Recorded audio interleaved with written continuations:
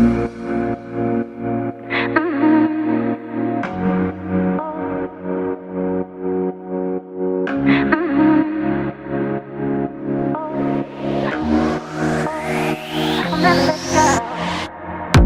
know you're scared sometimes, don't know if you're wrong or right. You've been doing things you never thought you'd do, taking it day by day. It seems like you lost your way. Even when you win, it still feels like you lose. When your heart is racing, racing at the speed of light, and you feel like you got nowhere else to go. No, I'll hold you till the sun comes in the morning light. Yeah, I'll keep you safe, I'll never let you go. When your heart is racing, racing at the speed of light, and you feel like you got nowhere else to go. No, I'll hold you till the sun comes in the morning light. Yeah, I'll keep you safe, I'll never let you go.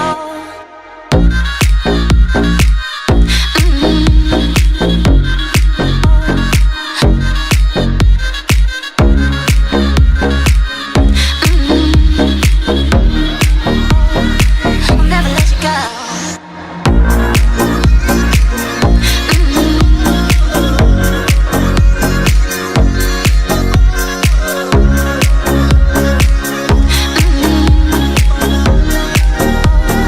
I'll never let you go.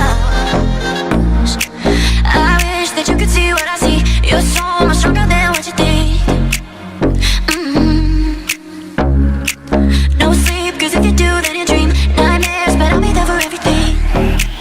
Just think of me. When your heart is racing, racing at the speed of light, and you feel like you got nowhere else to go. No, I'll hold you till the sun comes in the morning light. Yeah, I'll keep you safe, I'll never let you go. When your heart is racing, racing at the speed of light, and you feel like you got nowhere else to go. No, I'll hold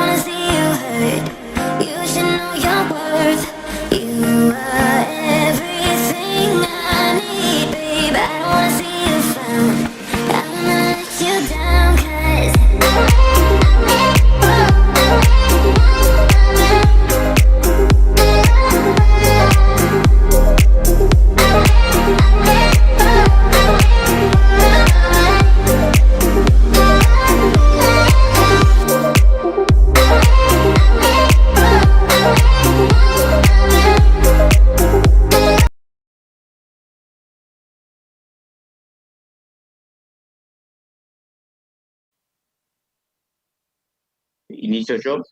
¿Inicio yo? Sí, si te parece, Carlos.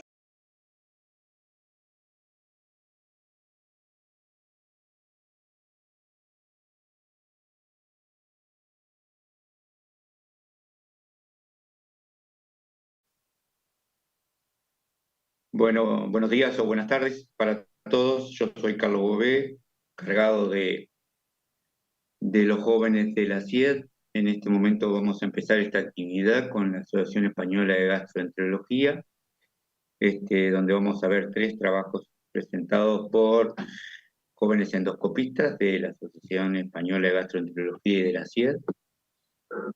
Por lo tanto, presento a Noelia para que siga en la actividad del día. Hola, muchas gracias, Carlos. Bueno, yo me voy a presentar, soy Noelia Alonso, soy adjunta de endoscopias del Hospital Universitario La Fe de Valencia. Es para mí un placer estar con vosotros. En primer lugar, agradeceros a todos el conectaros un sábado, un festivo. Estoy segura que va a ser muy productivo para todos. Y agradecer, por supuesto, a José Carlos Marín, profesor asociado del Departamento de Medicina de la Facultad de la Universidad Complutense de Madrid y facultativo especialista del 12 de octubre. Muchas gracias, José Carlos. Muchas gracias seguro por la que invitación. vamos a aprender muchísimo contigo. Así que, bueno, sin más preámbulos, voy a dar paso al primer caso clínico, titulado Perforación esofágica por cuerpo extraño punzante. ¿Qué técnicas disponemos actualmente para su manejo endoscópico? Por el doctor Marc Albert, del Servicio de Aparato Digestivo del Hospital Universitario Dr. Josep Trueta de Girona. Adelante, Marc. Hola, buenas tardes a todos, buenas mañanas a otros también. A priori voy a agradecer a la organización el hecho de dejarme la ocasión de presentar este caso, que trata sobre una perforación esofágica por un cuerpo extraño punzante y qué técnicas disponemos en la actualidad de manejo endoscópico. A ver si me... Ahora. Se trata de un caso clínico de un señor de 39 años, que es natural de Gambia, sin antecedentes patológicos de interés, y que consulta en un centro externo por una clínica de orinofagia intensa, con fiebre y disnea. En las pruebas analíticas se muestra una leucocitosis con una elevación de los reactantes de fase aguda. Dada esta clínica, se orienta inicialmente como una infección respiratoria, pero en la reanamnesis el paciente destaca un dato relevante, y es que hace 4 días había tenido una impactación alimentaria con una pieza de carne de pollo que tenía hueso. Entonces, un poco para poner unas pequeñas preguntas, ¿qué exploración complementaria indicarías a continuación? ¿La endoscopia digestiva alta, una tomografía computarizada de tórax, una cirugía exploradora o ninguna de las anteriores? En el supuesto que la sospecha es de perforación, lo que se encontraría indicada sería una realización de una prueba de imagen. En este caso haríamos un TAC de tórax. Y estas son las imágenes del paciente en la que vemos que a ambos lados del trayecto esofágico, presencia de imagen de contenido aéreo, sugestiva de neumomediastino, que sugiere que haya una perforación en ambos lados esofágicos con cambios inflamatorios a nivel del mediastino compatibles con una mediastinitis. Y es que los cuerpos extraños son una causa frecuente de urgencia endoscópica. Habitualmente en un perfil pediátrico o de pacientes de edad avanzada, pacientes con trastornos psiquiátricos o en presidiarios, como un intento a veces de huida de la prisión. Entre el 10 y el 20% de los cuerpos extraños requieren de extracción por vía endoscópica, y la complicación de estos cuerpos extraños en forma de perforación y o infección es muy poco frecuente, menos del 1%. La perforación esofágica es rara, pero sí que tiene una elevada morbimortalidad. Sobre todo se produce en aquellos cuerpos extraños que son afilados o cuando están localizados a nivel de esófago cervical. Los tipos de cuerpos extraños, desde el boleo alimentario con o sin hueso, objetos romos, es decir, no afilados, como aquellos redondos, la moneda o un botón, la pila o el imán también estarían en este grupo, objetos afilados, ya sean finos como una aguja, un hueso, un trozo de cristal, y irregulares, como ejemplo típico, una prótesis dental. Entra en otro grupo los paquetes de droga que se utilizan en el narcotráfico de forma ingerida. Por lo tanto, aquí ya la orientación diagnóstica del paciente cambiaba y era una mediastinitis aguda por una perforación esofágica debido a un cuerpo extraño punzante que era un hueso. Pero el paciente presentaba una evolución clínica súbitamente mala, requiriendo de intubación orotraqueal, inicio de soporte vasoactivo, y se contacta con nuestro centro para ser derivado. Inicialmente lo valoran los compañeros de cirugía general y se decide, dada la situación del paciente, realizar una toracotomía urgente con drenajes percutáneos. Nosotros recibimos el aviso en la unidad de endoscopias para valorar las lesiones provocadas por el hueso. Y aquí está la endoscopia que realizamos inicialmente. Vemos que a nivel de esófago cervical, situado entre 20 y 25 centímetros de incisivos, vemos dos orificios redondos que tienen una afectación de todas las capas del esófago. Están situados uno enfrente del otro. De uno de ellos hay un drenaje espontáneo de contenido purulento, y confirmamos que aquí había habido un hueso que se había clavado y que ha migrado y había dejado aquí la perforación esofágica.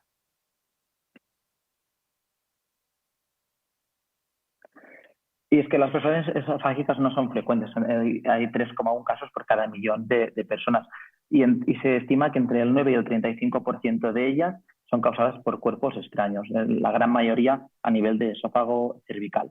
Y aunque no lo pueda parecer a priori, se suele manifestar de forma inespecífica, en forma de vómitos, dolor torácico, disnea.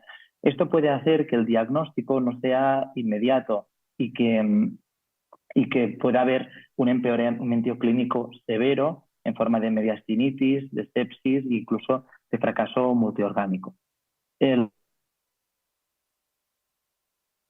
conservador con dieta absoluta y antibioterapia, opciones quirúrgicas, y cada vez más gana peso el tratamiento endoscópico.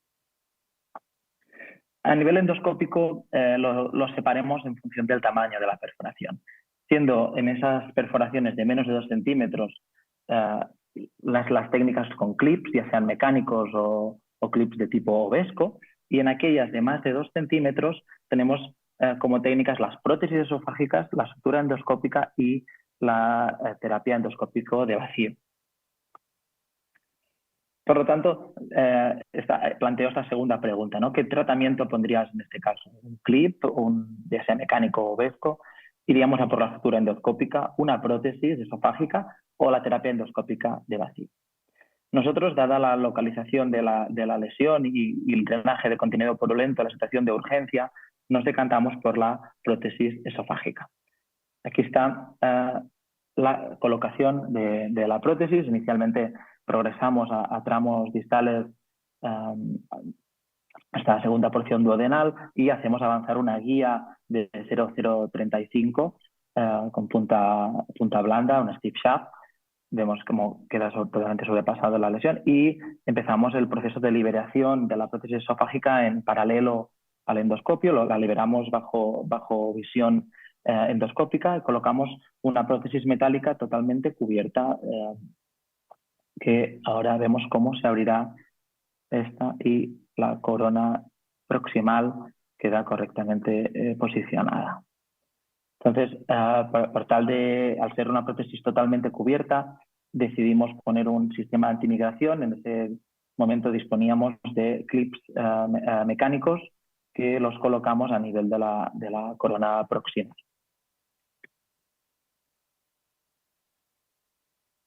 Vemos como la prótesis queda totalmente bien posicionada y cubriendo ambos orificios. Vamos a ver un poco las técnicas, ¿no? que teníamos a la hora de elegir. Cuando habíamos las de menos de 2 centímetros, hablábamos de los clips mecánicos. Estos se utilizan cuando los márgenes son sanos y preferiblemente cuando los defectos son de menos de 1 centímetro. Están ampliamente disponibles en todos los centros y las unidades de endoscopias de varios modelos, varios fabricantes. Se recomienda lo que se dice la colocación en cremallera, es decir, desde el sentido de distal a proximal, y los estudios muestran una duración de unas 4 o 5 semanas de estos clips. Otro tipo de clip es el clip tipo Vesco, que viene de las siglas en inglés Over the Scope Clip. Están disponibles en varios tamaños, en 11, 12 y 14 milímetros, y su diseño en forma de trampa de oso le ofrece una mayor fuerza de agarre. Los estudios en modelos porcinos muestran que el clip puede permanecer hasta 3 meses. Y es un clip que viene precargado en un capuchón que se pone en el extremo distal del endoscopio, y a la hora de enfrentar la lesión debemos, o a través de la succión o con una pinza especial, aproximar ambos bordes antes de su liberación. Un estudio reciente de una revisión sistemática mostraba una tasa de éxito clínico mayor del 85% en el uso de estos clips en perforaciones, y en los casos en los que había un fallo era porque se había intentado cerrar lesiones de más de 2 centímetros, o que el intento de cierre se había iniciado cuando habían pasado más de 3 días después de haberse producido la perforación. Otra técnica, quizá menos disponible, es la sutura endoscópica. El dispositivo más conocido, Overstitch de la casa Apollo, que necesita un gastroscopio terapéutico de doble canal, o su evolución, que se lanzó en 2018, en la cual el Overstitch SX, que era compatible con más de 20 modelos de gastroscopios terapéuticos de un solo canal. Pero a pesar de ser un tratamiento que ofrece un manejo de la totalidad de la pared, hay una muy baja disponibilidad y solo se encuentra en centros de referencia y en manos muy expertas. No obstante, las series de casos publicadas muestran que tiene un elevado éxito técnico, aunque son series de casos pequeñas, éxitos técnicos mayores del 95%, y con cierre de orificios que van desde los 25 a los 50 milímetros.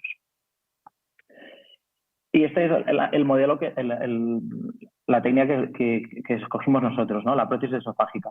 Las prótesis esofágicas son, para estas ocasiones, son metálicas, autoexpandibles y totalmente cubiertas o parcialmente cubiertas. En el caso de que su colocación implique el paso a través de la unión esofagástrica, se recomienda que tengan una válvula antirreflujo, y una vez colocadas estas prótesis, se aconseja su retirada entre las 2 a 4 semanas. En esta revisión, en la cual se analizaron 27 series de casos, se objetivó un éxito técnico del 91,4%, con un éxito clínico del 81%, con una baja tasa de complicaciones en la colocación de prótesis. Y es que en este otro estudio lo que sí que se vio es que a mayor retraso de colocación de la prótesis esofágica, mayor estancia hospitalaria y mayor tasa de sepsis y disfunción orgánica, por lo que en cuanto a las prótesis esofágicas en perforaciones, cuanto antes mejor. Pero tienen una complicación que es relativamente frecuente, que es la migración de las prótesis, sobre todo en aquellas las totalmente cubiertas, más que las parcialmente. Y para prevenir esta complicación, utilizamos o intentamos desarrollar sistemas de fijación de las prótesis. Se han descrito fijaciones con suturas, en las cuales se evidenciaba una menor tasa de migración, incluso en aquellas prótesis totalmente cubiertas, pero nuevamente la sutura hay poca disponibilidad.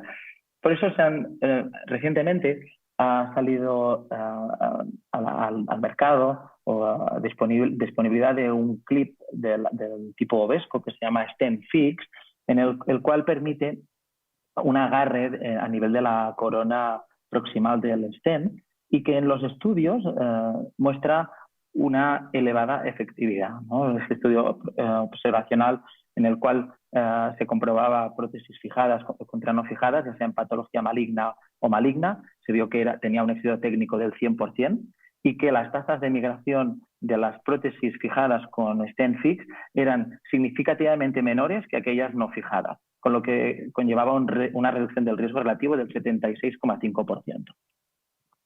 Este otro metaanálisis muy reciente, en el cual se comparaba este sistema de fijación para prótesis metálicas a nivel de todo el tubo digestivo, pero también específicamente de esofágicas, se ve que las tasas de migración en general de las prótesis del 10%, en esofágicas del 8% solamente, con un elevado éxito tanto técnico como clínico. ¿Cómo está nuestro paciente? Pues a las 48-72 horas el stent sigue a su sitio, está correctamente posicionado, el paciente progresivamente mejora clínica y analíticamente y los compañeros de la UCI lo quieren extubar. Pero en las maniobras de extubación el paciente no responde bien y se evidencia que la prótesis esofágica está dando una compresión traqueal.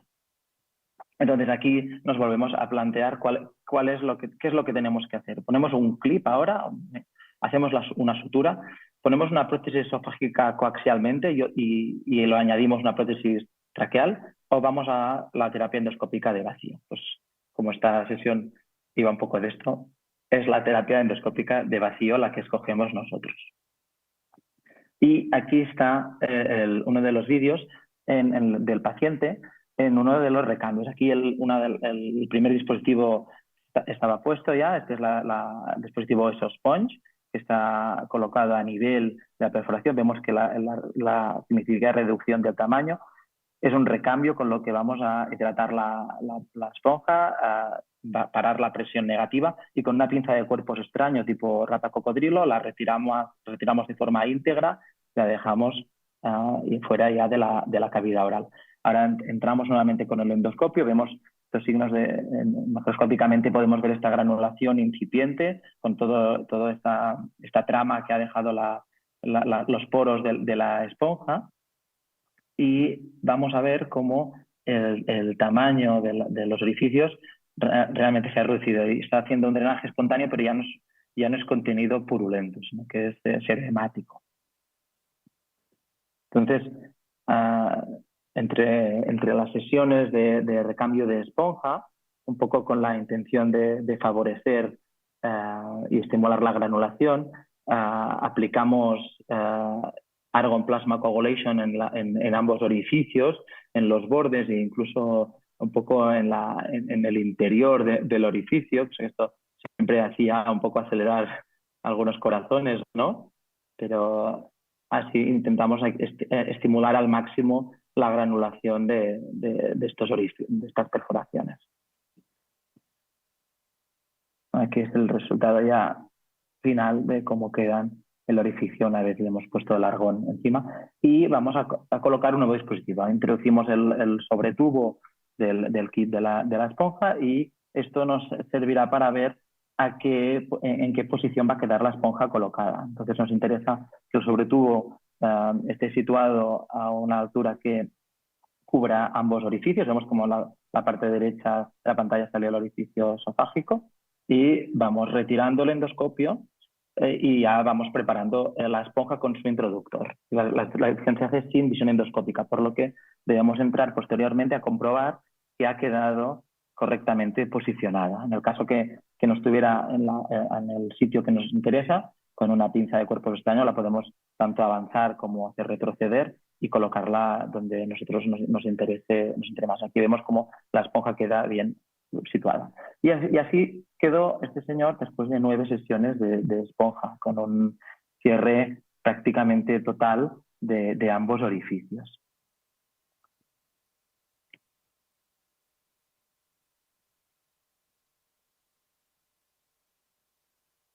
Entonces, la terapia endoscópica de vacío, ¿qué es? Pues es una técnica que es novedosa y se utiliza para el tratamiento de los defectos murales del tracto gastrointestinal.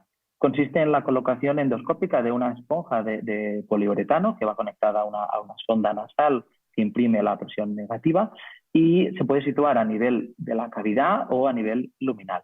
La primera descripción de un caso clínico del uso de este dispositivo data de 2003 y se utilizó una licencia de una sutura rectal. Aquí vemos el modelo comercializado actualmente, se denomina EsoSponge de Brown Medical. Y esta esponja basa su efecto en 5 mecanismos de acción. Por un lado, cambios en la perfusión, favoreciendo la angiogénesis. Microdeformación con estimulación del citoesqueleto favorece la liberación de factores de crecimiento. La macrodeformación con la succión produce una aproximación de los bordes. El control del exudado debido a la succión, las sustancias nocivas o purulentas son sacadas, ¿no?, movidas y retiradas del paciente. Y el clearance de bacterias con una disminución de la carga bacteriana.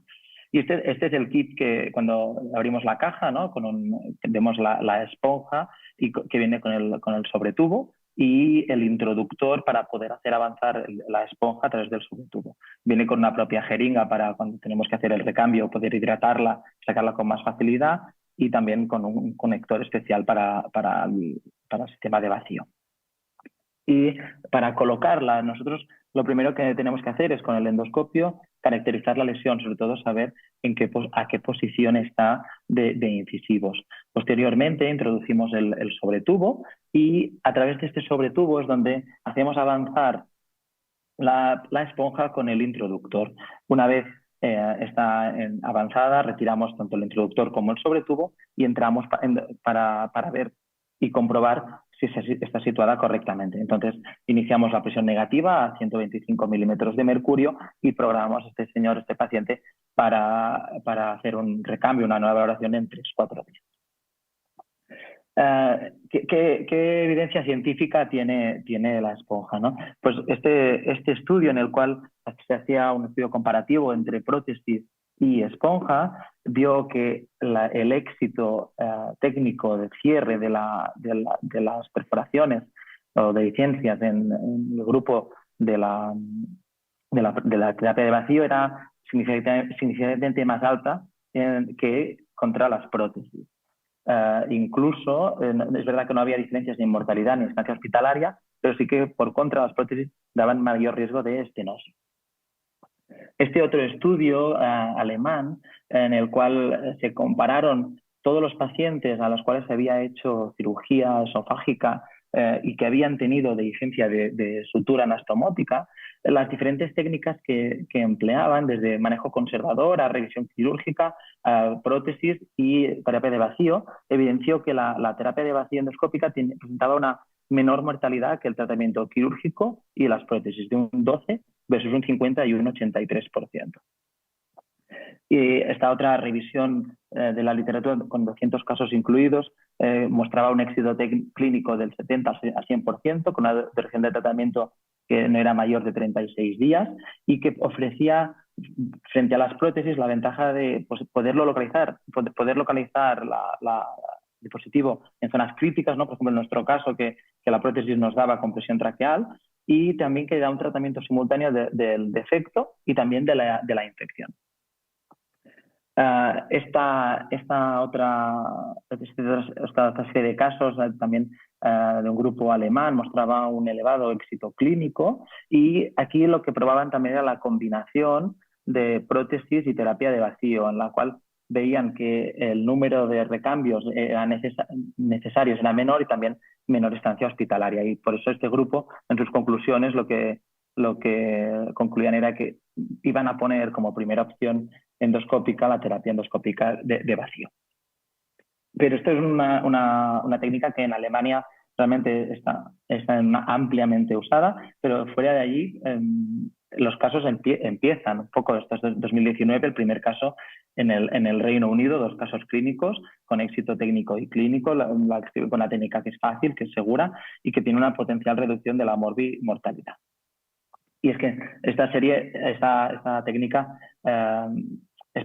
¿no? se ha ido implementando porque tiene una curva de aprendizaje relativamente corta, con solo 10 casos se considera que la persona es competente, y también tiene una reducción de costes. Si se realiza el procedimiento en una sala de endoscopias, el procedimiento equivale a una reducción del coste de 2,5 veces. Un poco que para concluir, ¿no? Los mensajes que quería dejar de este caso clínico que nos enseña es que la perforación esofágica por un cuerpo extraño es una complicación rara, pero que es potencialmente mortal. en la actualidad disponemos de un amplio abanico de técnicas para un tratamiento endoscópico, desde clips, Ovesco, la sutura, las prótesis, la terapia endoscópico de vacío. Respecto a las prótesis, la terapia de vacío endoscópico ha demostrado a nivel de las perforaciones esofágicas un mayor éxito clínico, menor número de complicaciones y una mayor supervivencia.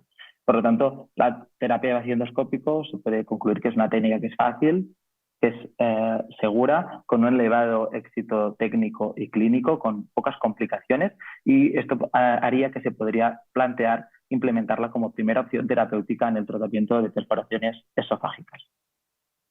Muchas gracias por la atención y un saludo muy afectuoso a toda la gente de Chile, donde pasé un verano en un hospital y visitando un poco el país, y guardo muy buenos recuerdos. Muchas gracias.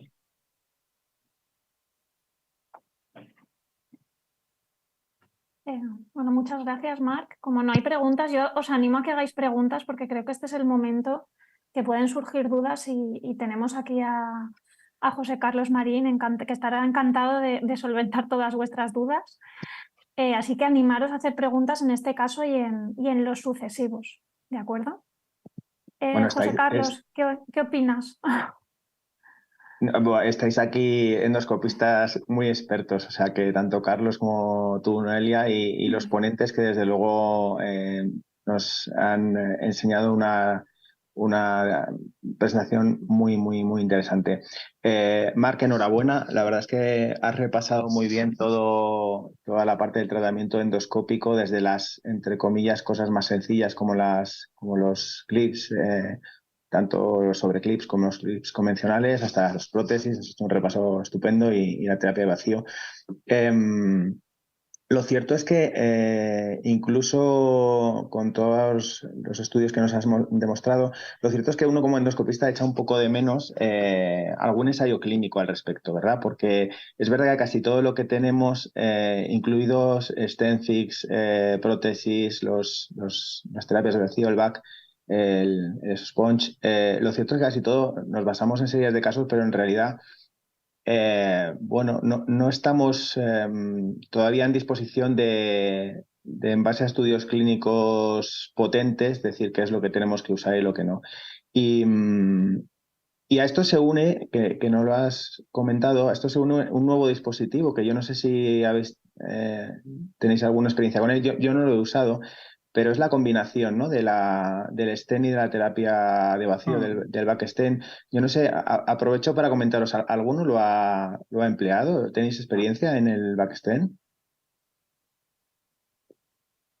Pues mira, yo en el hospital el otro día se puso uno, concretamente, en un paciente. Yo creo que prácticamente lo que has contado, todos los estudios que has contado, Marc, que casi todos son en dehiscencia de sutura, en pacientes con intervenciones esofágicas, que bueno, pues son unas intervenciones que a veces son un poco agresivas para el tipo de paciente, o son anastomosis que a veces tienen que hacer unas resecciones muy amplias y no llega bien luego la irrigación, y eso luego, bueno, pues te condiciona que las plastias y que las anastomosis esofagogástricas pues sufran un poquito, ¿no? Entonces, hace creo que una semana se colocó el primero, yo creo que colocaron el primero, y la verdad es que los pocos días hicieron un tránsito a ver cómo iba la cosa, y la verdad es que de momento está yendo bien. Pero claro, te digo que hace nada, una semana como mucho, un par de días o 3. Pero bueno, yo creo que es una cosa que tenemos que tener un poco ahí en mente, ¿no?, también para poder usar. Nosotros no tenemos experiencia en las prótesis con esponja incorporada. Esto sí que es verdad y no lo incluí. Bueno, es eso, no es una técnica que es muy reciente. A mí me gustaría preguntarle a Carlos Bobet, ¿vosotros tenéis experiencia también ahí en terapia endoscópica de vacío? No, todavía en el sur no tenemos mucha experiencia con el uso de terapia endoscópica del vacío, sí con prótesis. Hay una cosa, primero felicitar a Marc por el trabajo que está muy interesante. Una cosa de la prótesis que me pareció que era importante decir es que la prótesis depende del lugar donde la perforación, cuando las perforaciones son muy altas, nos complica mucho el uso de prótesis. Tenemos experiencia sí en el uso de clip y fundamentalmente Lovesco, que nos ha dado buen resultado.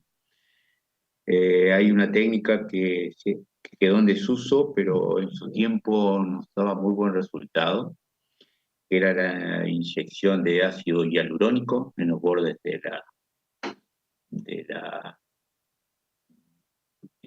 complementando al mecanismo de la prótesis, ¿sí? Que creo que no sé por qué, pero quedó en desuso, pero esa técnica a nosotros nos daba muy buen resultado. En vez de usar argón como usó él, nosotros inyectamos ácido hialurónico que generaba un edema y que además, lógicamente, facilitaba el uso de la generación de estroma que hay en adelante.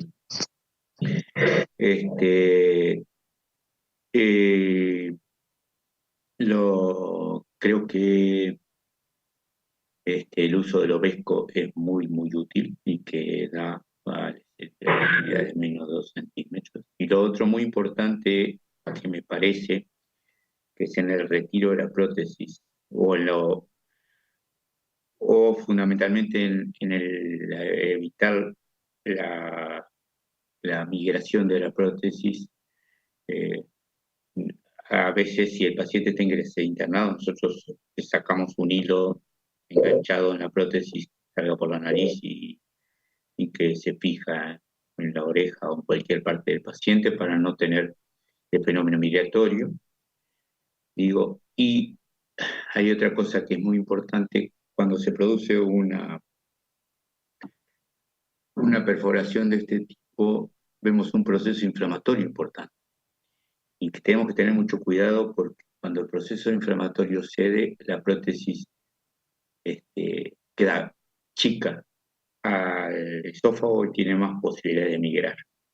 O sea, cuanto más evoluciona, cuanto más tiempo está, más posibilidades de que la prótesis migre. Es una cosa que tenemos que controlar y tener controlada. Eso es mi experiencia. Y creo que la más importante de todos es saber que la prótesis en los extremos del esófago es complicación segura, ¿sí? O sea, tanto en el esófago muy alto o en el esófago muy bajo. ¿Sí? Nada más. Si os parece, hay varias preguntas. ¿Me escucháis bien? Bueno, Marc, José Carlos y Carlos, voy a lanzar las preguntas, ¿vale? Y sentíos libres de ir contestando. Anaís García pregunta si en Latinoamérica estaba disponible esa terapia de vacío y cuál es el coste en comparación con otras alternativas. Carlos, no sé si tú esto puedes... Yo puedo decir de Uruguay. Sí, y en Uruguay no está disponible aún. Lógicamente, ya nos pondremos voy a consultar a las distintas empresas, pero no, en este momento no está disponible. Vale. Néstor Blanco pregunta si el paciente requirió otro tipo de intervención debido a la migración del cuerpo extraño y la mediastinitis. Sí, muy buena pregunta, porque realmente es verdad que el hecho de que el cuerpo extraño había dejado la perforación pero se había ido, pero no dio otra complicación que esa. En el resto del tracto digestivo no hubo ningún tipo de problema, ni clínica ni radiológicamente.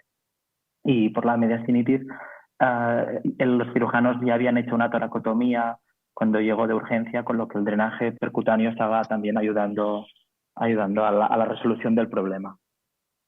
Juan Linares pregunta que qué presión recomiendan para el ESOSPONJ, para la terapia de vacío. Sí, los estudios han demostrado que los beneficios que aplica el ESOSPONJ están con 125 milímetros de mercurio. Esta es la que pusisteis, ¿no? Vosotros. Sí. La verdad que es la que ponemos en todos los casos de ESOSPONJ. Y después Fernando Kirschbaum pregunta si hay diferencias en cuanto a la efectividad de la terapia con vacío según el sitio donde se coloque la esponja. No sé si se refiere a si es proximal, distal, no sé, o intraluminal, Sí, intraluminal o intracavitario. La verdad, cuando he hecho esta sesión he revisado varios estudios acerca de la esponja. Ahora mismo no soy capaz de recordar ninguno que haya la comparación entre luminal o intracavitario, al menos así de primeras, ¿eh? Lo cierto es que muchas veces, desde el punto de vista práctico, ¿no? Quiero decir, el orificio te limita habitualmente a dónde la puedes colocar. Por ejemplo, en resistencias quirúrgicas, que en el caso nuestro es quizá la indicación más habitual, muchas veces incluso el cirujano te pide a ver si la puedes dejar endocavitaria y es que ahí no puede entrar en algunas ocasiones. O sea que muchas veces el propio orificio te limita el procedimiento. Y la última pregunta, si la terapia de vacío también se aplica en niños. Pues la verdad es que sí que un estudio, una de las revisiones sistemáticas que estuve viendo, mencionaba que se había aplicado en pacientes pediátricos con buenas tasas de éxito tanto técnico como clínico. Sí que se puede aplicar.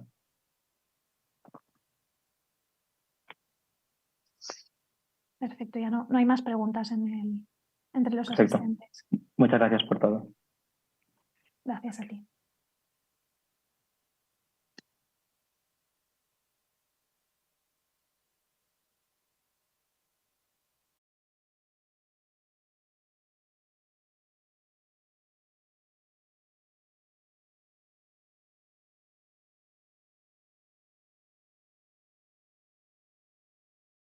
John Top, gastroenterólogo y endoscopista peruano, miembro adscrito de la Sociedad de Gastroenterología de Perú.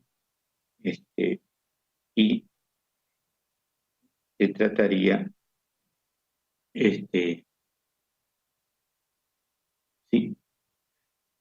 tumor neuroendocrino de recto, abordaje endoscópico. Lo dejamos entonces la palabra a manos de Guido.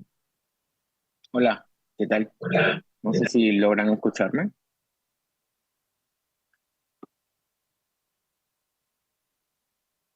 Ok, bueno, buenos días y esperando pues que se encuentren todos bien. Para mí es un honor estar aquí y poder pues seguir compartiendo conocimientos y casos endoscópicos interesantes, ¿no? Mi nombre, como ya lo dijeron, es Guido Yontopusquén, del Servicio de Gastroenterología del Hospital Guillermo Almenara Irigoyen de Lima, Perú, y miembro adscrito de la Sociedad de Gastroenterología de Perú. Bueno, para este caso, perdón, no sé si se logra pasar.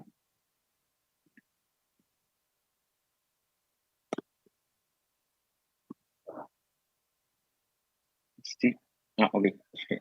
Ya, listo. Bueno, para iniciar el caso, es un paciente varón de 65 años, en el cual pues acude a nuestra consulta por síntomas y signos de distensión abdominal, flatulencias, que tiene como antecedentes médicos hipertensión arterial, niega antecedentes quirúrgicos y que no tenía procedimientos endoscópicos previos. El examen físico y bioquímico en realidad es sin alteraciones.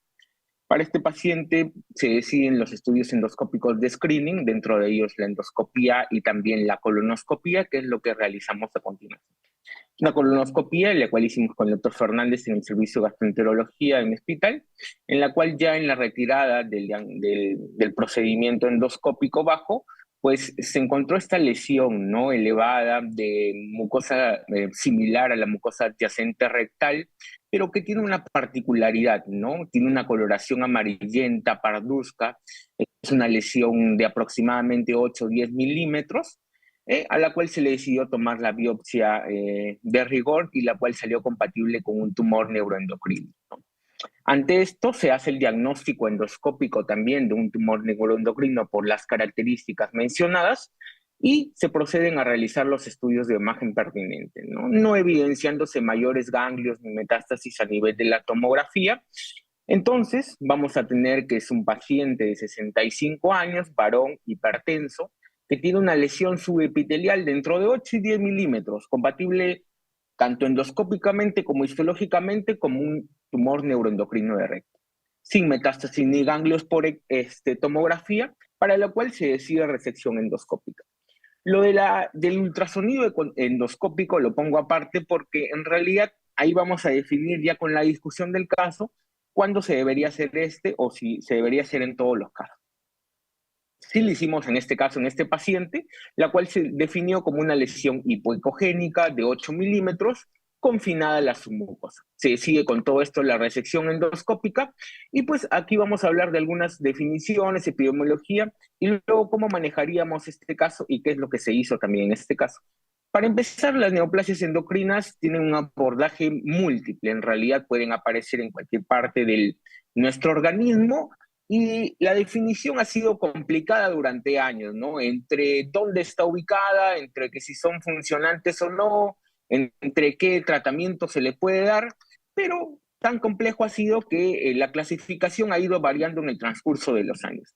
Y no es hasta el año, 2017 en el cual se hace la clasificación por la OMS y unifica todos los criterios de lo que corresponde al comportamiento, dependiendo de la localización, patología, comportamiento clínico de estos tumores neuroendocrinos.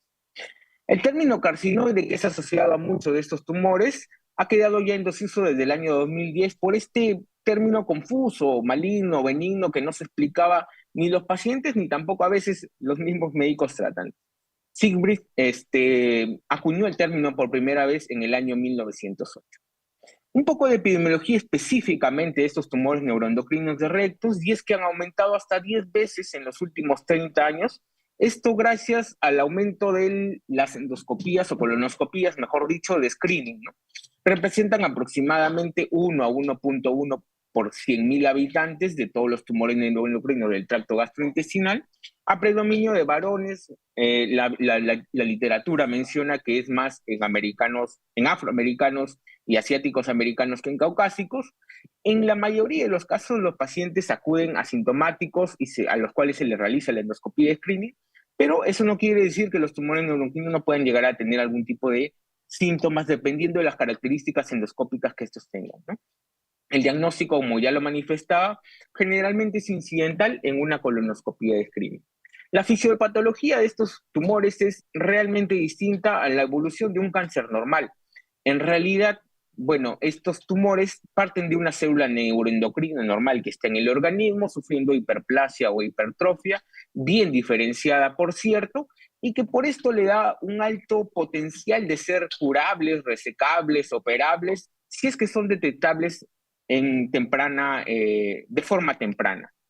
Recordar que esos tumores pues tienen secreciones neurohormonales como endocrinas, dentro de los que resaltan la sinaptofisina y la cromogranina A positiva.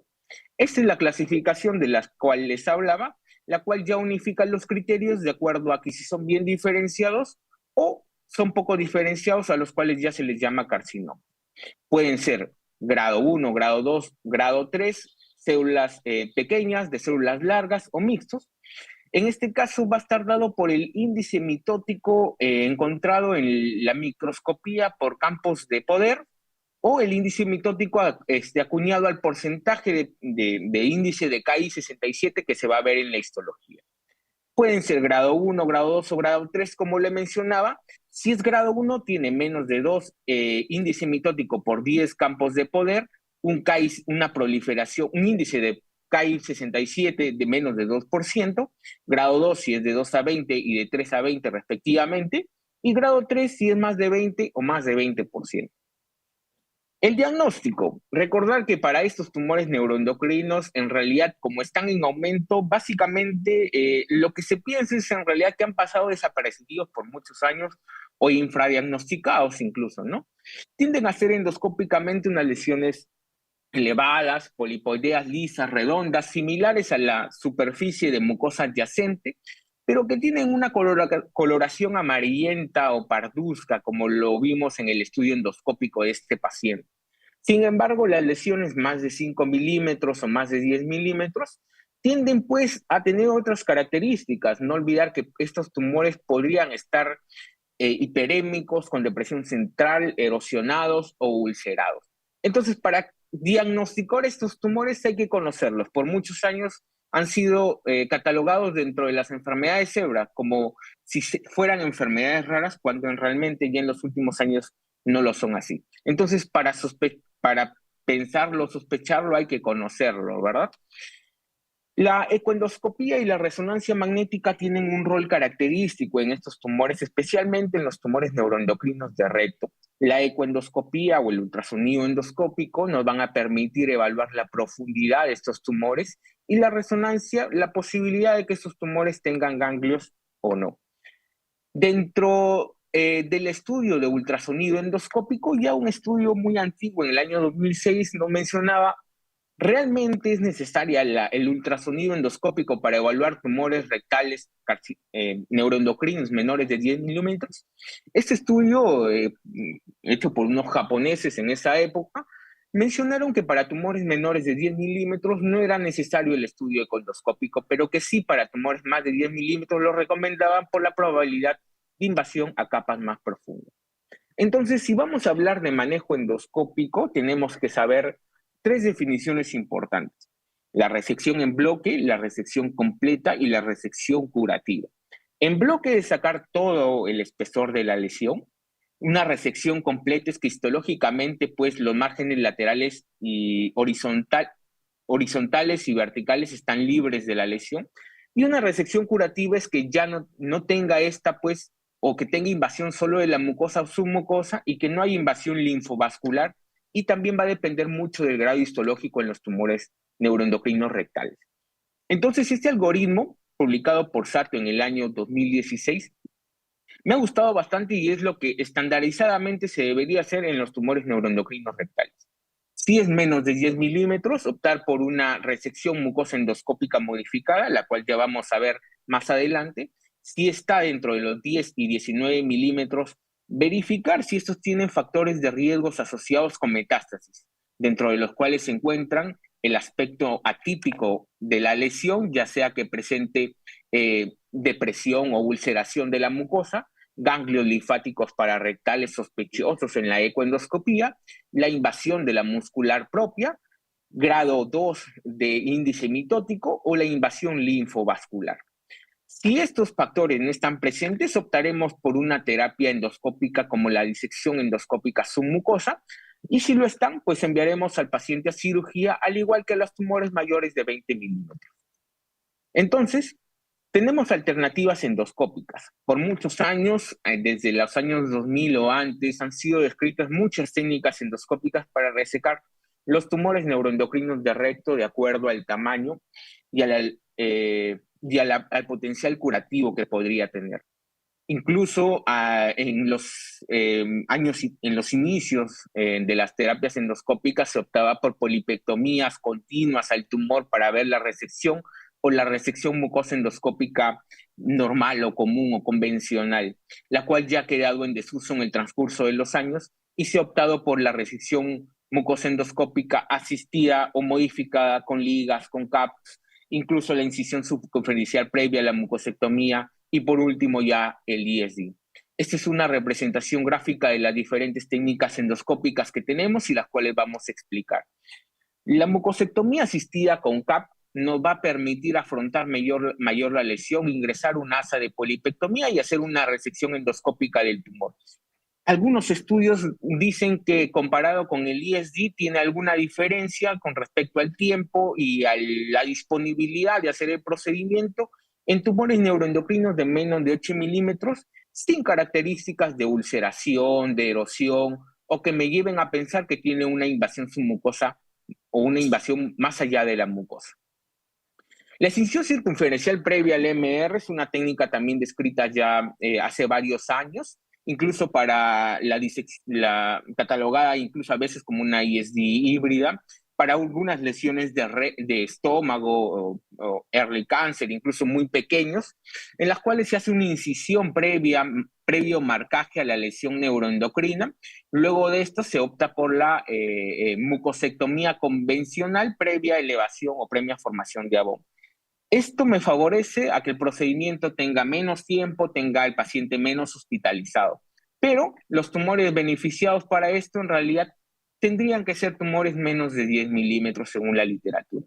Entonces, a nuestro caso, ya abordándonos netamente a esto, al cual optamos por una resección mucosa endoscópica asistida con liga, ha sido descrita desde el año 2000-2003 por el profesor Akiko Ono, descrita inicialmente previa elevación de la submucosa y luego despliegue de la liga en banda para la posterior resección del tumor neuroendocrino, en la cual tenemos en la imagen, ¿no? Tal cual, idéntica, para una resección curativa, tanto histológica como endoscópica. Los estudios nos dicen que el éxito de la resección completa va a influenciar o va a diferenciarse entre una resección endoscópica mucosa normal versus la asistida con liga, siendo esta estadísticamente significativo para poder nosotros tener un éxito completo de resección. La comparación sigue. Este es otro estudio en el cual compararon, fue un metaanálisis de 11 estudios, 811 pacientes casi con lesiones neuroendocrinas rectales. En la tasa de sangrado y perforación no hubo diferencias significativas en relación a MR asistida con liga versus MR, pero veamos aquí los cuadros, ¿no? Resección histológica completa, endoscópica completa y el tiempo de procedimiento sí fue a favor de la MR modificada.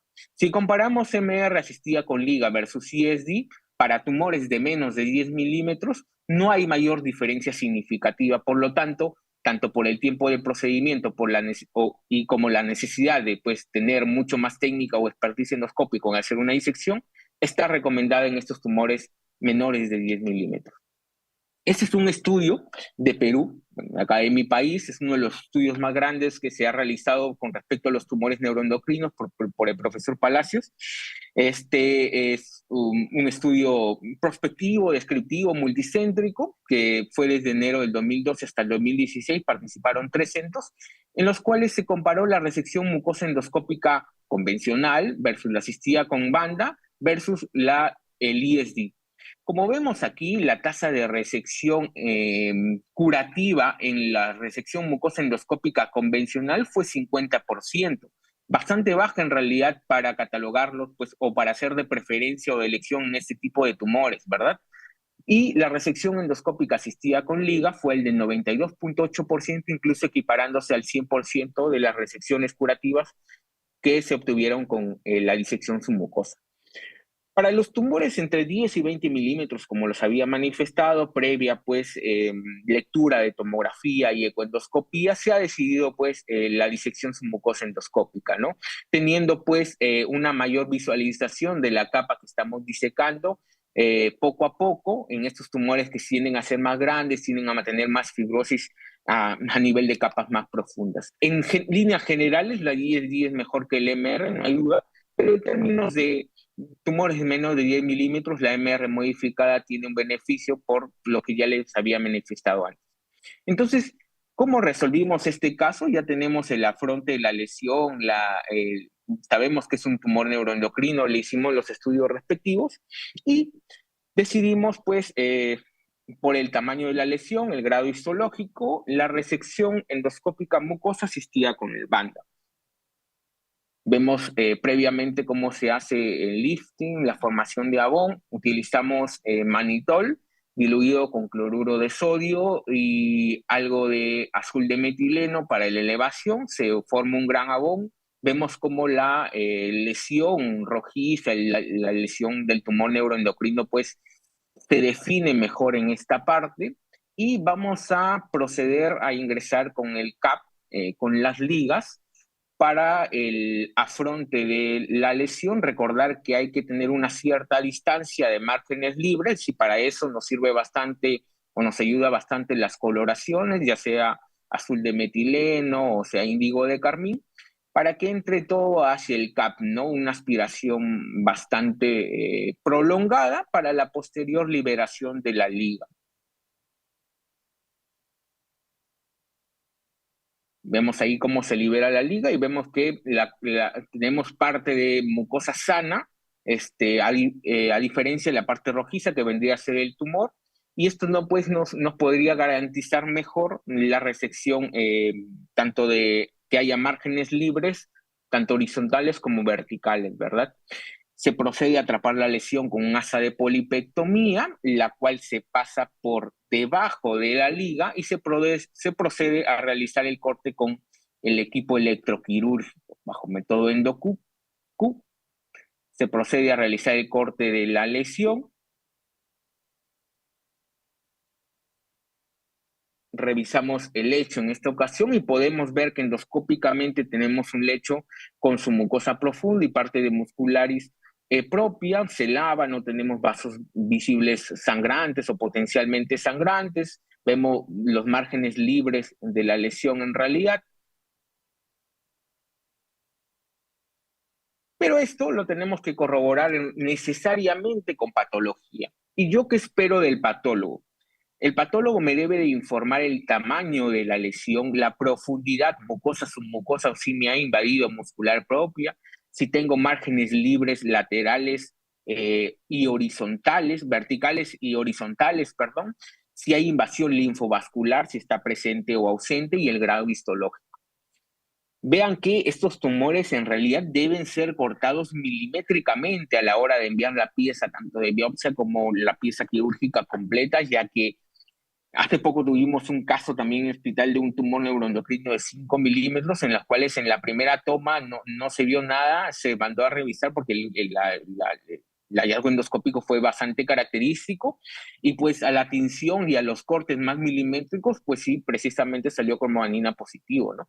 Debemos tener bien descritos el tema de la invasión linfovascular y los márgenes tanto horizontales como verticales. Esta es la anatomía del caso inicial, como vemos el tumor bien definido, alejado de la muscular propia, y en realidad pues se catalogó como un tumor neuroendocrino rectal de grado 1, con mitosis de 0 a 2, campos de poder, con KI67 menos del 3%, de 8 milímetros, confinado a la mucosa, a la submucosa, con márgenes horizontales y verticales libres de la lesión, y no hay invasión linfovascular. Y con esto, pues, ganamos todos, ¿no? Tanto el paciente como nosotros, y en la corroboración de la curación de la lesión, pues debe ser, como le menciono, endoscópica, histológica, y posteriormente a eso también realizar un seguimiento constante al paciente. La guía de los tumores neuroendocrinos ya desde hace muchos años presenta esta tabla de screening para nuestro paciente. Si es menos de 1 centímetro, grado 1 o 2, no necesitaría vigilancia. Para los demás, en realidad, una colonoscopía anual y una UCE, y luego, si no hay nada, durante colonoscopía a los 5 años. Entonces, mensajes para llevar a casa: la detección de los tumores neuroendocrinos rectales va a ir en aumento gracias pues al aumento de la colonoscopía de screening. El endoscopista debe estar preparado, consciente de las características endoscópicas típicas y atípicas de esta lesión. El tratamiento endoscópico de los NET rectales menos de 10 milímetros es mucosectomía asistida o modificada. El tratamiento endoscópico de los NET rectales de 10 a 20 milímetros es la ISD previa ecoendoscopía y evaluación de las lesiones. Correlacionar siempre los hallazgos histopatológicos post resección para tener la seguridad de un tratamiento curativo. Y pues no puedes tratar lo que no conoces, y hay que conocer y aprender acerca de estas lesiones, que van a ir en aumento seguramente con la calidad de la colonoscopía actualmente. Bueno, y saludos de Perú, muchas gracias por la invitación. Aquí puedo dejarles algunos casos también que comparto de mi hospital, del Hospital Almenara. Agradecerle al doctor Fernández por el apoyo en este tipo de tratamientos, el cual tenemos muchos casos por ver, estudiar resecados de disección de varios tipos de tumores. Y bueno, nada, muchas gracias.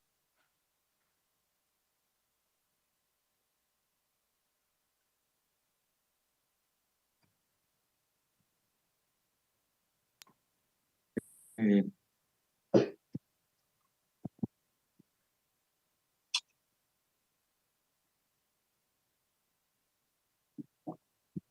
Bueno, excelente, doctor John Top. Me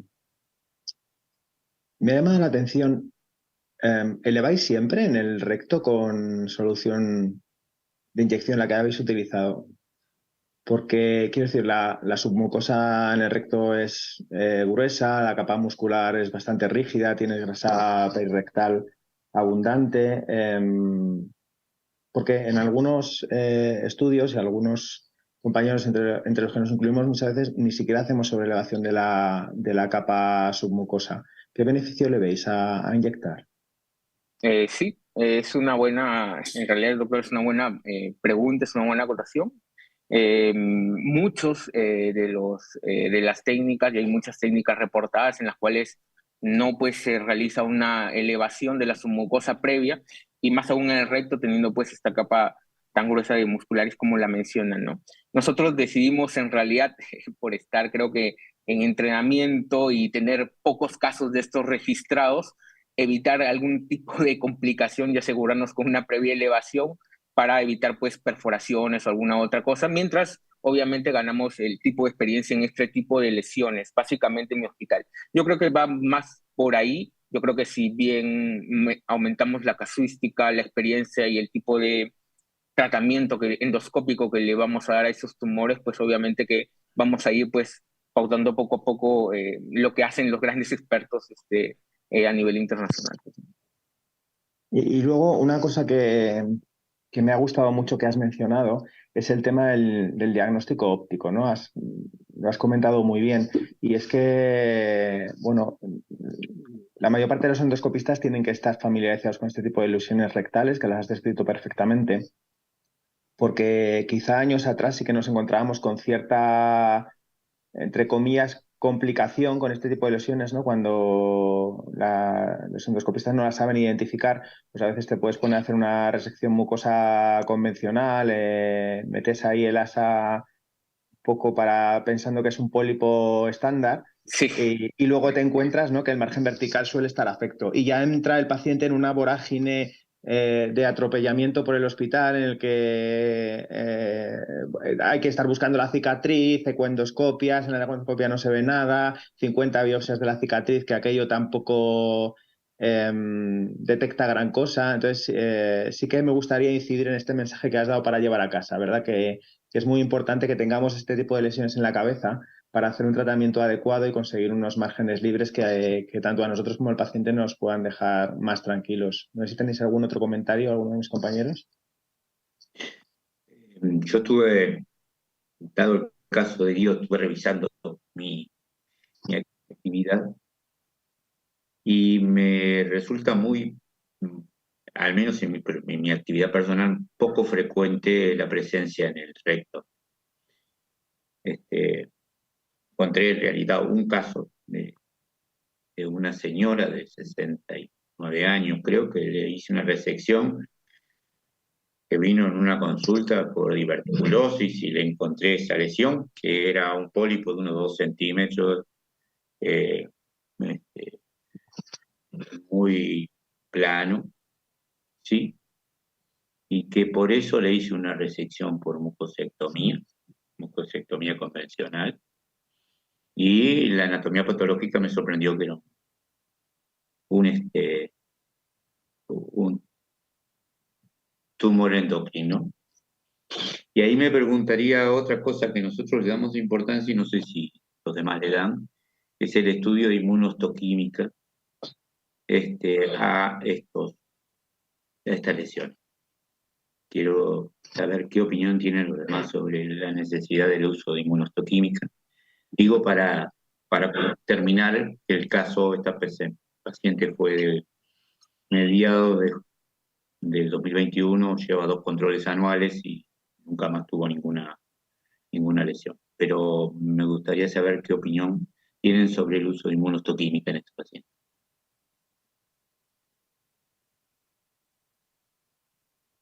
¿Guido? ¿Ustedes usaron? sí, sí, lo Sí. escuché. Sí, mire, como yo le comentaba justo, la verdad es que no sería como uno, todo creo que depende del entrenamiento, ¿no? El endoscopista, mire, o sea, antes nos parecía raro, encontramos este caso, estábamos en colonoscopía y encontramos otra lesión y al toque nuestra vista se acostumbra y decimos, esto es tumor neuroendocrino. Como le mencionaba en mi exposición, biopsiamos, era de 5 milímetros, muy pequeña, mandamos a patología y conversaba con la patóloga y me decía, bueno, no es. Entonces le digo, doctora, pues tengo la sospecha endoscópica que sí es un tumor neuroendocrino, bueno, le voy a mandar a hacer más cortes y a inmunohistoquímica, ¿no?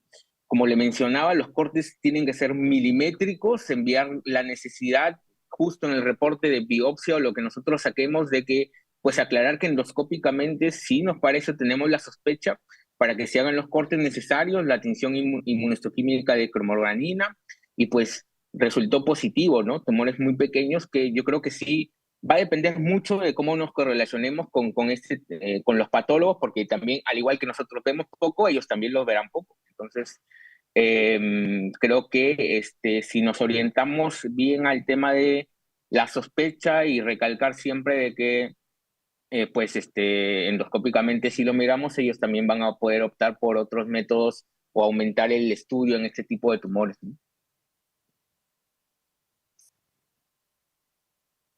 Guido, enhorabuena por la presentación. Yo te voy a hacer dos preguntas de la audiencia, ¿vale? La primera es si no sugiere marcar primero, si pueden perderse los márgenes a elevar. Y la segunda es que en un tumor neuroendocrino localizado en el bulbo duodenal, no en el recto, de entre 10 y 15 milímetros, ¿qué técnica de resección utilizarías? Ya, lo primero en el marcaje, lo que he podido leer es, en realidad, se podría definir para tumores más pequeños, en realidad, creo yo. Eh, pero no le vimos necesidad, en realidad es una lesión muy bien definida, que no necesitó mayor cosa para poder definir los bordes. Creo que por el tamaño de la lesión y todo, nos dio bien o nos dio bien el tema de no realizar el marcaje previo. Esa es una opinión personal. Y con respecto a las lesiones duodenales, fíjense que a propósito de esa pregunta, las lesiones duodenales tienen un comportamiento y una apariencia un poco distinta a los tumores neuroendocrinos de recto, no necesariamente, o de estómago incluso. No necesariamente se ven con esa coloración amarillenta, están camuflados con las vellosidades, incluso parecen una especie de brunenomas. La vez pasada también tuvimos esa sorpresa al resecar una lesión a nivel del duodeno, a nivel de bulbo. Si es una lesión de menos de 10 milímetros, igual optar por la resección con liga. En realidad, optamos por eso, nos fue bien, no tuvimos ninguna complicación con el posterior cierre de clips. Si tenemos 10 a 20 milímetros, si bien es cierto, el ESD es una técnica que se podría optar teniendo la expertise de un endoscopista y con las altas tasas de perforación, también se podría optar por intentarlo bajo el método de repente una mucosectomía más profunda, ¿no? Pero el ESD en realidad estaría a la cabeza en estas lesiones más de 10 milímetros a nivel de bulbo, ¿no? A pesar de las complicaciones que podría llevar, ¿no? Si bien es cierto.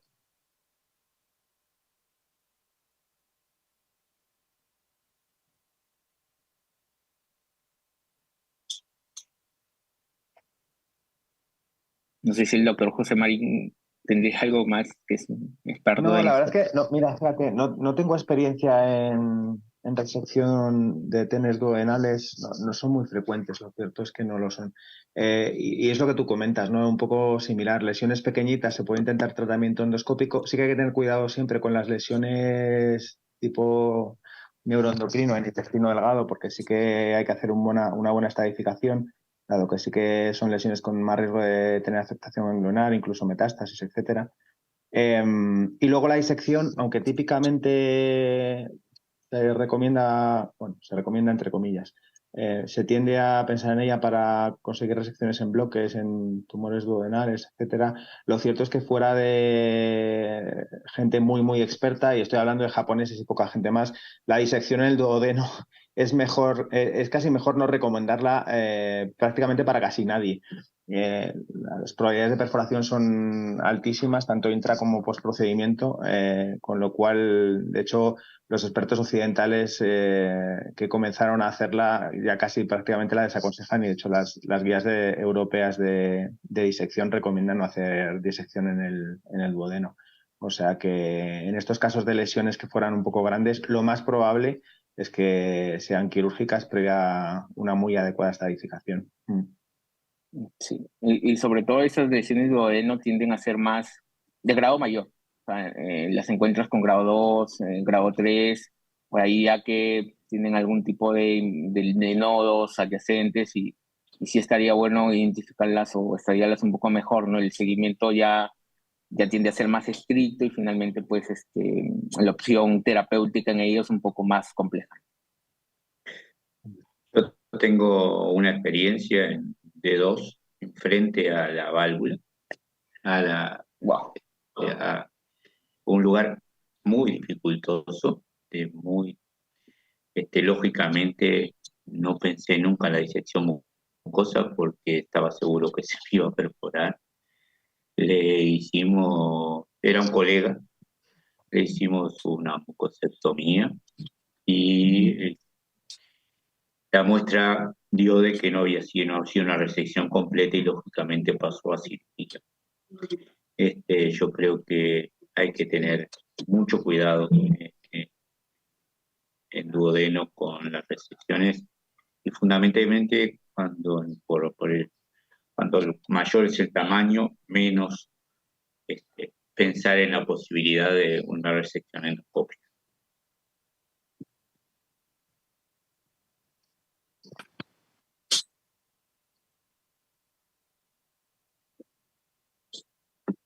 Pues no sé, si os parece, Noelia, Sí. pasamos al siguiente ponente.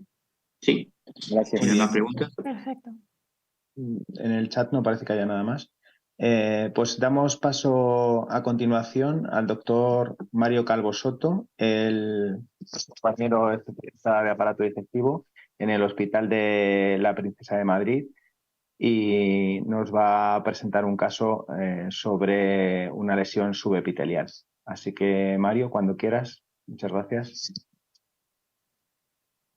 Buenas tardes a todos. Antes de nada, muchísimas gracias por invitarme a participar en estas primeras jornadas de casos clínicos de endoscopia, a los organizadores. Y bueno, me siento muy afortunado, la verdad, de estar rodeado de endoscopistas de tan alto nivel. Yo me presento, soy Mario, soy médico interno residente en el Hospital Universitario de la Princesa en Madrid. Y bueno, fue aquí donde nos encontramos con el siguiente caso clínico que os voy a presentar. Se trata de una mujer de 79 años que es derivada a la unidad de endoscopias para realizar una endoscopia digestiva alta diagnóstica. Como antecedentes familiares, un hermano con un cáncer gástrico a los 58 años. Antecedentes personales de la paciente es hipertensa, dislipémica, le hicieron una apendicectomía hace mucho tiempo, y como antecedentes digestivos es una paciente con un síndrome de intestino irritable que tiene una colonoscopia normal en 2017 y una esteatosis hepática. Y es precisamente en consultas de hígado donde la paciente es vista y bueno, refiere que tiene saciedad postprandial, meteorismo, que lleva un poco con esta clínica 2 años, un poco insidiosa. No tiene otros datos de alarma y nunca había recibido gastroscopias. Entonces, un poco por los antecedentes familiares y por la clínica de la paciente se solicita esta endoscopia digestiva alta, que se realiza bajo sedación por anestesista con un gastroscopio convencional en febrero de este año. Entonces, en esta gastroscopia se identifica en la curvatura mayor del cuerpo gástrico una masa de 4 centímetros redondeada, que es esta que os presento en estas imágenes. Como veis, pues es redondeada, tiene una morfología con bordes lisos, tiene una mucosa aparentemente normal, si bien es verdad que tiene en esta zona que señalo una pequeña ulcerita, y es verdad que tiene un patrón un poco distorsionado en esta zona de aquí. Entonces, para categorizar un poco mejor esta lesión, lo que se hace es aplicar cromoendoscopia digital para examinar la mucosa de la lesión. Y son estas imágenes que os presento, y a partir de aquí os lanzo la primera pregunta para la que penséis. Es que, ¿cuáles son los hallazgos característicos de la mucosa sana del cuerpo gástrico? En la opción A os pongo que lo más característico es encontrar un patrón velloso, que el signo denominado Light Blue Crest es frecuente encontrarlo en la mucosa sana. La opción 3, que es que las glándulas del cuerpo gástrico suelen seguir un patrón en panal de abeja. O la opción 4, que es que el signo de la cresta marginal implica una mucosa sana y sin metaplasia. Entonces, la respuesta correcta sería esta, que las glándulas del cuerpo gástrico pueden seguir un patrón en panal de abeja. Y es que el aspecto normal de la mucosa del cuerpo pues tiene estas características cuando utilizamos la cromoendoscopia digital y a veces cuando tiene inflamación, cuando tiene edema o dilatación vascular, puede adquirir un aspecto en mosaico un poco más distorsionado. Entonces, en este caso, pues así es como se describe y se cataloga entonces esta lesión como pues, bueno, una probable lesión subepitelial. No obstante, se toma biopsias de la mucosa. El patólogo nos describe como mucosa gástrica de tipo corporal con hiperplasia foveolar y ulceración sin signos de infiltración neoplásica, ni metaplasia, ni otros datos. Entonces, esta es, bueno, es una foto después de tomar las biopsias y ya con toda seguridad estamos ante una lesión subepitelial como primera posibilidad diagnóstica. Entonces, acerca de las lesiones subepiteliales, os planteo cuál es la verdadera de las siguientes. La primera es que suelen ser sintomáticas. La segunda opción es que la mayoría pueden categorizarse por su aspecto macroscópico con luz blanca en endoscopia convencional. La tercera es que son pequeñas, menores de 20 milímetros y que están cubiertas de mucosa normal por lo general. Y la última opción es que la cromoendoscopia digital permite catalogar las características de estas lesiones. Entonces, bueno, la correcta sería esta respuesta, que es que generalmente son pequeñas que están cubiertas de mucosa normal. Entonces, acerca de las lesiones subepiteliales, son un grupo heterogéneo de lesiones que se originan en las capas profundas del tracto gastrointestinal y que se encuentran recubiertas de mucosa de aspecto endoscópico normal. Originan ya sea en la muscularis mucosa, en la submucosa o en la muscular propia. Y generalmente son detectadas, como veíamos en la presentación anterior, por endoscopias que se solicitan por otros motivos, porque no suelen ser sintomáticas. De hecho, si dan síntomas, los más frecuentes son hemorragias digestivas o dolor fruto de una obstrucción, ya sea de la luz intestinal o de la luz pilórica de la cámara gástrica. Y lo último es que la luz blanca generalmente lo que podemos identificar es que es una mucosa de aspecto normal. Signos de malignidad que nos deben tener un poco alertas con respecto a estas lesiones es que tengan un gran tamaño, que las lesiones crezcan durante el seguimiento de los pacientes o que presenten ulceración y sangrado espontáneo. Y acerca de la cromoendoscopia, no hay estudios comparativos que avalen el uso de estas técnicas para catalogar la naturaleza de las lesiones subepiteliales.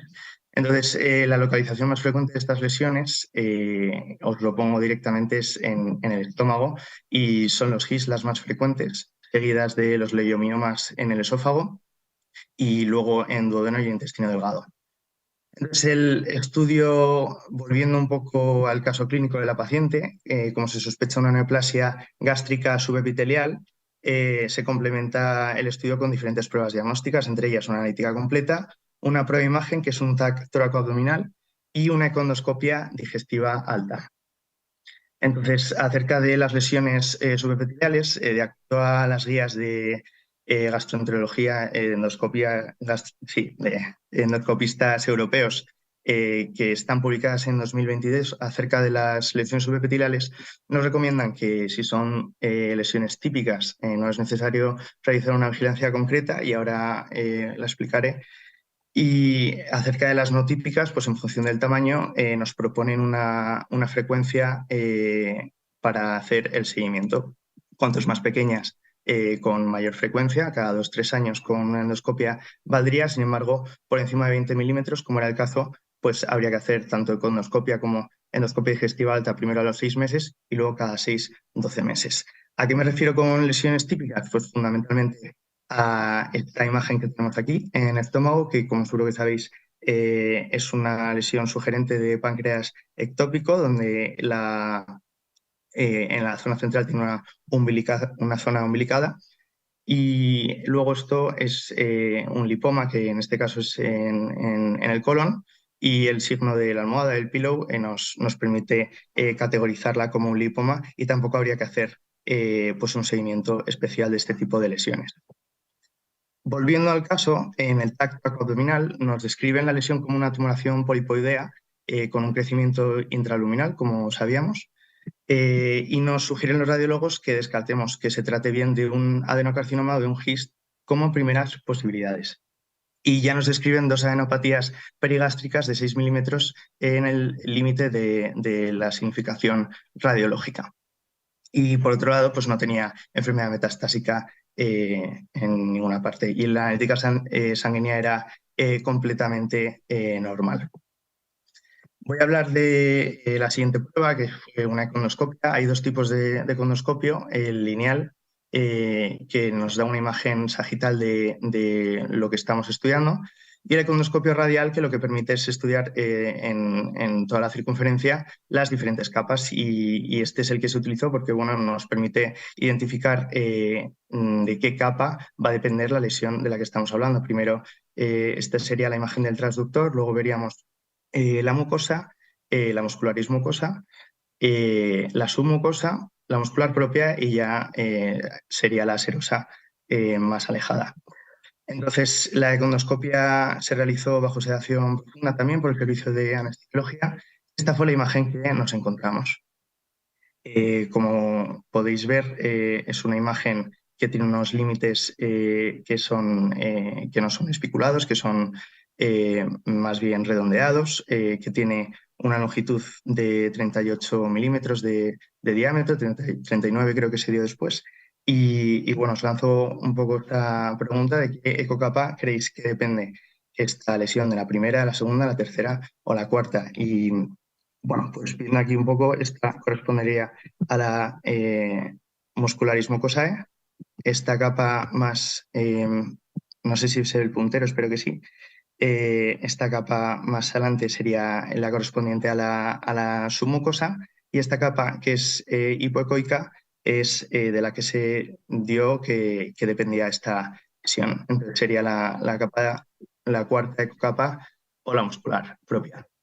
Entonces, esta fue la conclusión del ecoendoscopista que hizo la prueba, y se dio como una lesión hipoecoica y un poco heterogénea de 39 milímetros de diámetro, que depende de la cuarta ecocapa muscular propia, respetando la serosa y sin identificar, por otro lado, adenopatías. Entonces, se procedió después a la punción de la lesión con una aguja de histología para conseguir la imagen. Entonces, me vuelvo un poco a comentar las guías de endoscopia europeas, que son un poco en las que nos basamos para tomar las decisiones sobre los pacientes en nuestro centro, y es que nos dice que la endoscopia es capaz de distinguir la compresión extrínseca en comparación con una lesión subepitelial con una sensibilidad del 92%. Además, distingue las siguientes características de las lesiones: la capa que da origen a las lesiones, la ecogenicidad, el tamaño y los márgenes de la lesión. Nos permite diagnosticar de forma certera lo que son los lipomas y las varices, siendo subóptima para catalogar la naturaleza del resto de lesiones.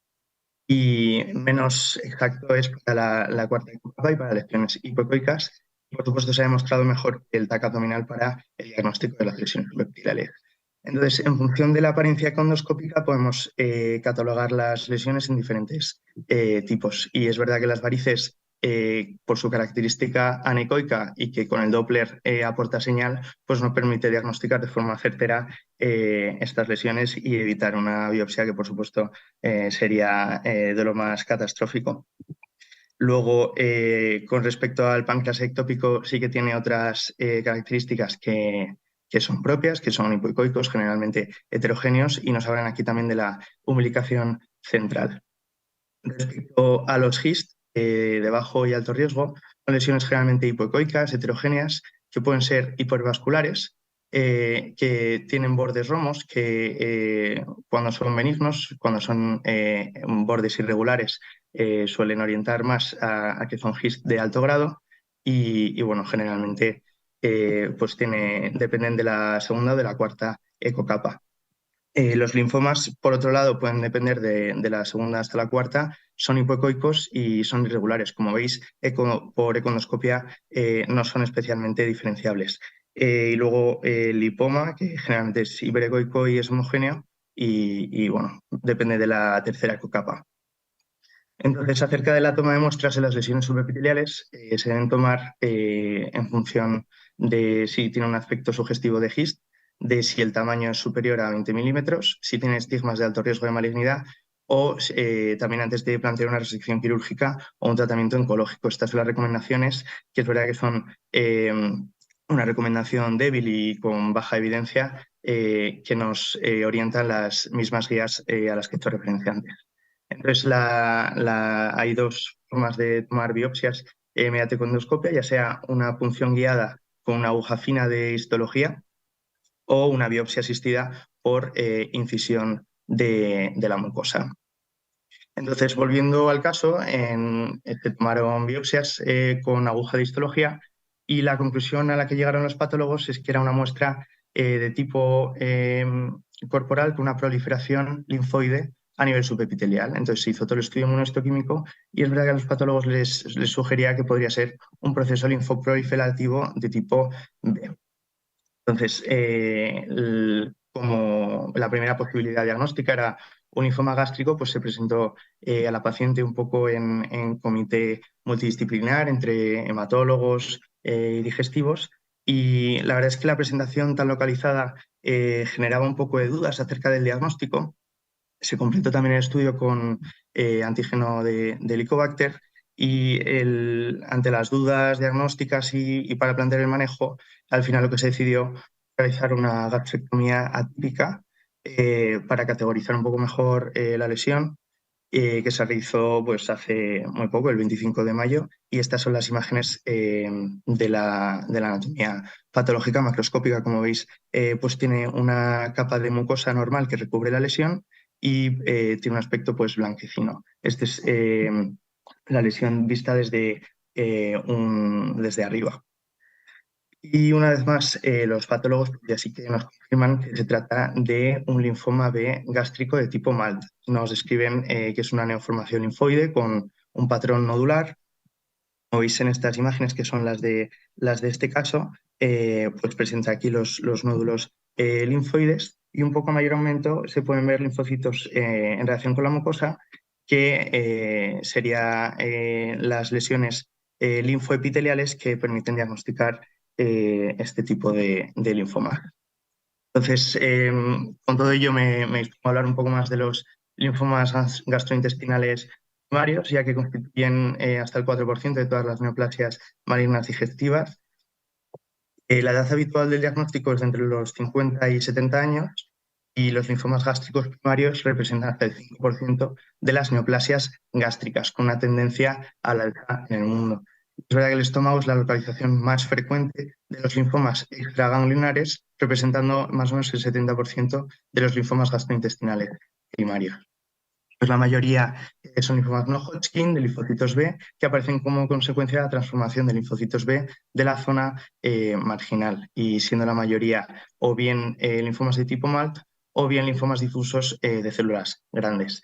En Europa es verdad que el estómago es el lugar más frecuente de compromiso digestivo de los linfomas, y es que aproximadamente el 60% de los casos corresponden a este tipo de linfomas. Muy relevante me parece comentar que completar siempre el estudio con un diagnóstico de infección por Helicobacter, ya que se muestran asociados a esta infección. De hecho, el proceso maligno parece deberse en gran medida a que la infección crónica por Helicobacter, ya que la erradicación de esta infección induce la regresión del linfoma entre el 50 y el 80% de los casos, siempre que sea de bajo grado. De hecho, los antibióticos orientados a la erradicación se han convertido en el pilar del tratamiento del linfoma gástrico tipo MALT de bajo grado. Esta clasificación de Lugano nos orienta un poco al tratamiento que debemos dirigir en función del estadio. Como digo, en caso de que se trate de una enfermedad limitada a la mucosa y a la submucosa, que sea de bajo grado, con la antibioterapia pues valdría. Sin embargo, en estadios un poco más avanzados, que tienen afectación de la muscularis o más allá de la pared del estómago, pues ya hay que pensar en tratamientos un poco más combinados, el que incluyen quimioterapia, radioterapia o incluso cirugía.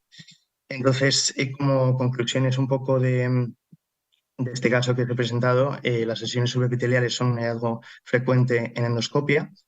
Se caracterizan por originarse en la pared del tubo digestivo y estar cubiertas de mucosa sana. La econdoscopia tiene un papel fundamental en la caracterización de las lesiones subepiteliales. La toma de biopsias de la lesión se debe realizar mediante punción por econdoscopia o bien incisional. Es imprescindible el diagnóstico anatomopatológico de las lesiones gástricas para categorizarlas y planificar el tratamiento o seguimiento de las mismas. Y los linfomas gástricos tipo MALT se asocian con infección por Helicobacter pylori y en estadios precoces su tratamiento, el del Helicobacter, es curativo. Este es el equipo del hospital en el que tengo la suerte de formar parte y, bueno, una vez más agradecer tanto a los organizadores del curso como a todos los que os habéis conectado esta tarde a escucharnos. Y, bueno, un saludo.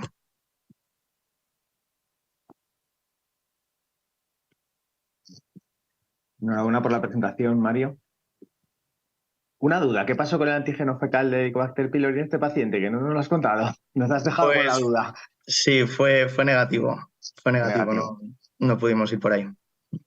Un caso peculiar, ¿no? Porque estos tipos de linfomas más suelen ser lesiones así más abigarradas, menos focales, más ulceradas, ¿no? O sea que efectivamente está claro que os debió llevar a bastantes dudas el qué hacer con el paciente. Luego, retrospectivamente, todo es mucho más sencillo, pero es verdad que la lesión no era muy típica y eso explica que el paciente acabara en una cirugía así. No sé si tenéis alguno de los compañeros, Noelia o Carlos, algún comentario que hacer. Yo te quería preguntar si después, está claro que después de haber visto el caso es normal que acabara en cirugía porque la verdad es que no quedaba nada claro.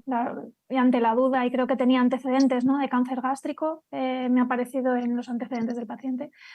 Yo te quería preguntar si en anatomía patológica, después de tener esa pieza y de tener el diagnóstico definitivo, revisaron tanto las biopsias como las muestras que obtuvisteis con la aguja de histología. ¿Revisaron las muestras y vieron algo que pues quizá no habían visto al principio, que estas cosas a veces pasan? Pues efectivamente fue complicado llegar al diagnóstico y nos costó pues hablar mucho con los patólogos y tomar las decisiones. Y efectivamente, después de ver la pieza de la gastrectomía, ya se quedaron tranquilos, no revisaron las muestras.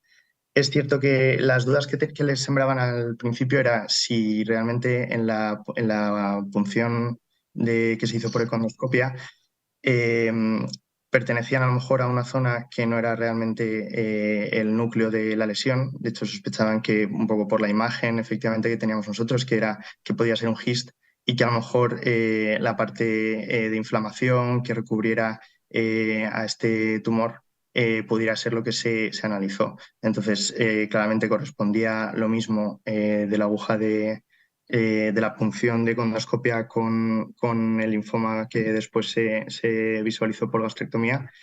Y bueno, yo creo que con eso ya quedó finalmente claro que era un linfoma. Yo lo único que te quería comentar es que muchas veces cuando, quitando esta lesión subepitelial que era un linfoma, que no es lo más habitual encontrártelo, cuando haces econdoscopia ves lesiones subepiteliales que son relativamente pequeñas, menos de 10 milímetros, menos de 15, y es un paciente joven, a veces te decides por resecar, por no estar sometiendo al paciente a continuas endoscopias durante años, cada 2 años o cada lo que corresponda, ¿no? Entonces a veces lo quitas, es un GIS de bajo grado, pues ya está, ¿vale? Ya se lo he quitado, ya no tengo que seguir haciéndole econdoscopias al paciente con pues muchas veces la incertidumbre que a ellos también les genera. A veces ya es un paciente muy mayor, pues no te lo planteas, ¿no? Pero yo creo que en pacientes jóvenes muchas veces esas cosas también te lo planteas e incluso se lo dices antes de hacer la prueba, ¿no? Mire, si veo que es pequeñito y que puedo, se lo quito y así se olvida y nos olvidamos todos también. Muy bien. Y creo precioso el caso, digo, pero lógicamente la dificultad fue el diagnóstico, porque si el diagnóstico hubiese sido lo primero, creo que las técnicas a usar o lo que íbamos a hacer era otra cosa. O sea, nosotros, en mi experiencia, tenemos para los linfomas mal un excelente resultado con la erradicación del Helicobacter pylori y que por lo tanto es lo primero que se nos presenta como opción terapéutica, ¿sí? Y lo otro que quería comentar es que los endoscopistas venimos cada vez más invadiendo el territorio de los cirujanos, ¿sí? Y a veces tenemos que repensarnos, ¿sí? Y decirle, vamos a dejarle un espacio al cirujano para que esta lesión la quite. Digo, yo sé que todos tenemos nuestra, nuestras ganas, nuestro gusto, nuestro placer de erradicar y de solucionar a un paciente por vía endoscópica y dejarlo totalmente solucionado. Pero hay ocasiones en que tenemos que hacer la consulta quirúrgica y lógicamente si hacemos la consulta quirúrgica el cirujano no va a decir otra cosa que yo se lo reseco, ¿sí? Esas son mis opiniones. Gracias, Mario, precioso trabajo. Muchas gracias. ¿No hay ninguna pregunta más? No. Si ustedes consideran, damos ya por cerrado la sesión de hoy.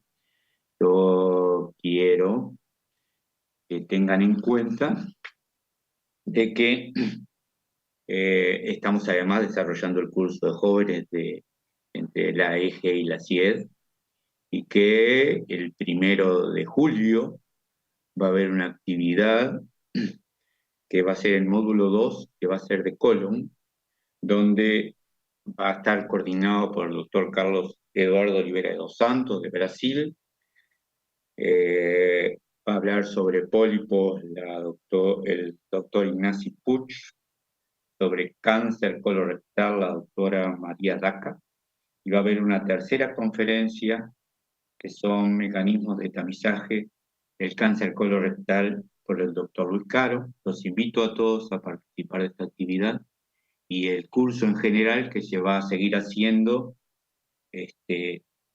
sábado alternativo, o sea, sábado alterno, hasta septiembre de este año. Muchas gracias a todos por participar. Noelia, tú sos la coordinadora, el cierre te corresponde. Bueno, pues muchas gracias a todos. En primer lugar, gracias Carlos, José Carlos, gracias a los ponentes. Han sido casos muy interesantes de los que todos hemos aprendido y hay veces que las cosas no son lo que parecen. Y gracias a todos los asistentes, espero que os haya gustado, que hayáis aprendido igual que nosotros y que continuéis con este curso y bueno, con muchas ganas de aprender. Un saludo a todos.